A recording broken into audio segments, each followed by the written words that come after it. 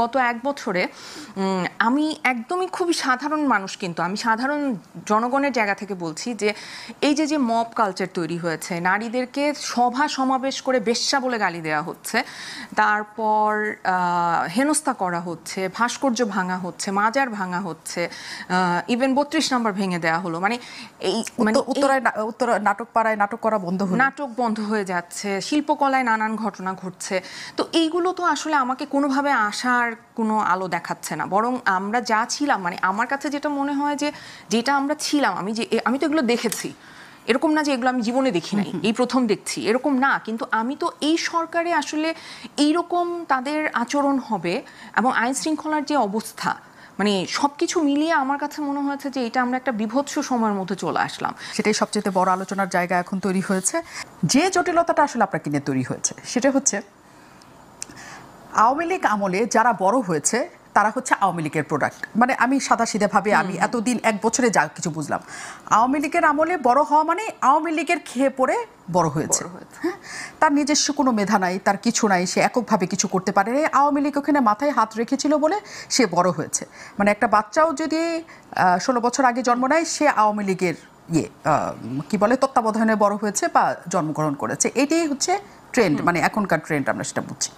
তো আপনি 16 বছরে আজমেরি হক বাঁধন হয়েছেন, 1 নম্বর পয়েন্ট, যে আপনি আওয়ামী লীগের সব কিছু করেছেন। 2 নম্বর পয়েন্ট হচ্ছে আওয়ামী লীগের হয়ে আপনি নির্বাচনী প্রচারণায় নেমেছেন। 3 নম্বর হচ্ছে আওয়ামী লীগের আওয়ামী লীগের আমলে সকল ধরনের পুরস্কারের মধ্যে আপনি ছিলেন। 4 নম্বর পয়েন্ট হচ্ছে আপনি হচ্ছেন ওই রেজিমের সকল উচ্চ স্তরের মন্ত্রী, এমপি, আমলা সবার সাথে আপনার ভালো ধরনের সম্পর্ক ছিল।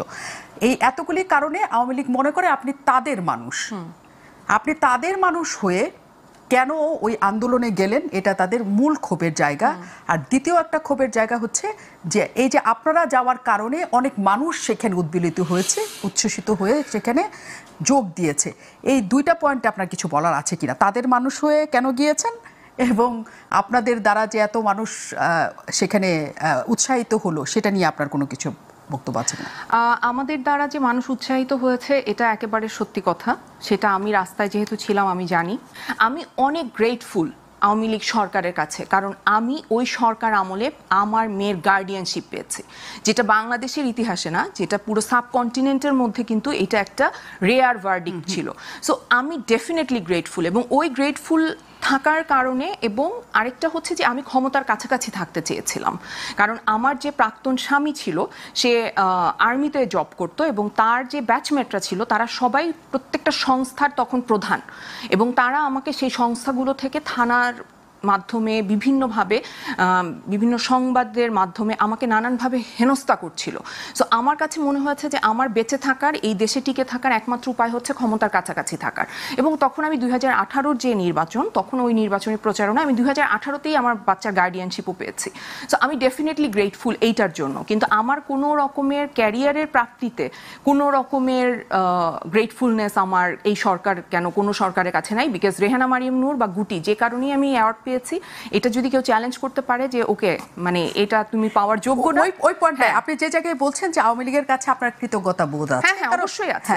কারণ ওই সময় আপনাকে ওই সরকার আমলে, ওই সরকার আমলে, কারণ আপনি আপনার মেয়েটাকে নিজের করে পেয়েছেন, আপনাকে সমর্থন দিয়েছে, অভিভাবকত্ব দিয়েছে, অনেক বড় ব্যাপার। মানে আমরা হয় কি একটা জিনিসের মানে প্রাপ্তিটা তো নানা ক্ষেত্রে থাকে। একটা হয় আমি টাকা পেয়েছি, একটা হচ্ছে আমি প্লট পেয়েছি, একটা হচ্ছে আমি বড় বড় বিজনেস পেয়েছি, একটা হচ্ছে আমি আমার সন্তানকে পেয়েছি। হ্যাঁ, ডেফিনেটলি। আরেকটা গ্রুপ ছিল আলো আসবেই বলে, এবং তারা ওইখানেও নির্দেশনা দিচ্ছিল কেমন করে এটা দমন করা যায়, নানা কিছু করা যায়। এবং তারা আসলে এখন এই দেশের কোথাও নাই, তারা বেশিরভাগই বাইরে, কোনো কাজ করতে পারছে না, নানা জায়গার জন্য চলে আসছে। এই যে একটা জায়গায় যে এই যে পক্ষ বিপক্ষ হয়ে যাওয়া শিল্পী সমাজের, পক্ষ বিপক্ষ হওয়া যায়, রাজনীতিতে তো পক্ষ বিপক্ষ থাকে শিল্পী সমাজের, তারপরে যখন এরকম পর্যায়ক্রমে এগুলো পরিবর্তিত হবে, তখন শিল্পীরা আসলে কি অবস্থার মধ্যে যে পৌঁছাবে? এরকম কি পালাবদল হবে, একদল দেশে থাকবে আরেকদল দেশের বাইরে চলে যেতে হবে? এই পরিস্থিতি আসলে এই বৈষম্য তৈরি হলো কিনা বা বিভেদটা আমাদের তৈরি হলো কিনা? যেটা আমাদের হয়েছে, অনেক আর্টিস্টের নামে মিথ্যা হত্যা মামলা হয়েছে, সেটার কিন্তু আমি আসলে ভীষণভাবে নিন্দা জানাই, এবং এটার আমি অবশ্যই প্রতিবাদ জানাই, কারণ তাদের এই খুনের সাথে কি সম্পৃক্ততা, এবং এর মধ্যে একজনকে কিন্তু অ্যারেস্টও করে ফেলা হয়েছিল। সো এই ধরনের কর্মকাণ্ড কিন্তু হচ্ছে, যেটা আমাকে আসলে ভীষণভাবে কষ্ট দেয়। কারণ এই কথায় নিশ্চয়ই তুমি মানে আপনি আসবেন যে আমরা তো আসলে অনেক এখন হ্যাপি স্বপ্ন কিনা, নিয়ে- এখন সুখী হ্যাঁ, কিনা? এই প্রশ্নে আসি, সত্যি আমি এই প্রশ্নে আসবো। নানা রকমের হতাশার কথা লিখেছেন, প্রতিবাদের কথা লিখেছেন, দুঃখের কথা লিখেছেন, যে এই দেশটা আপনি চান নাই, এরকম করে চান নাই, এরকম করে হোক। মানে গোলাম বলরানি বলছেন এরকমই হওয়ার কথা ছিল। হ্যাঁ, আপনি কি কারণ অন্যরকম কিছু ভেবেছিলেন যে আসলে- অন্যরকম কিছু হবে?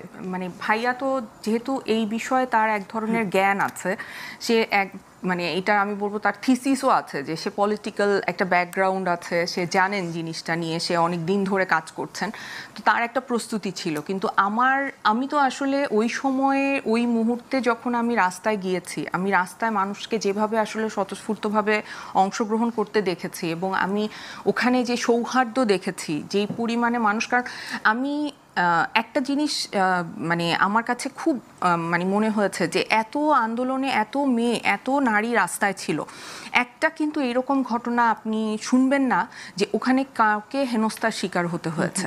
সো কেন? কারণ হচ্ছে আমরা এত সেফ ফিল করেছি রাস্তায়। সো ওই রকম একটা সিচুয়েশন দিয়ে যখন আসলে একটা সরকারের পতন হয়েছে এবং নতুন একটা সরকার গঠিত হবে, এবং আমার কাছে তো আসলে আমি মানে সাধারণ মানুষের পক্ষ থেকে আমি বলতে পারি, যে আমি একটা সাধারণ নাগরিক হিসেবে বলতে পারি, যে আমার কাছে মনে হচ্ছে যে আচ্ছা, ডক্টর মোহাম্মদ ইউনূস অ্যাটলিস্ট মানে উনি ওই লোভী মানুষটা হবে না যে ক্ষমতায় এসে ক্ষমতার লোভ করবে, কিংবা টাকার লোভ করবে, কিংবা আসলে সরকার দেশটাকে ঠিক করে চালাতে পারবেন না। মানে আমার কাছে মনে হয়েছিল যে উনি বা ওনার সরকারে যাদেরকে নিয়েছেন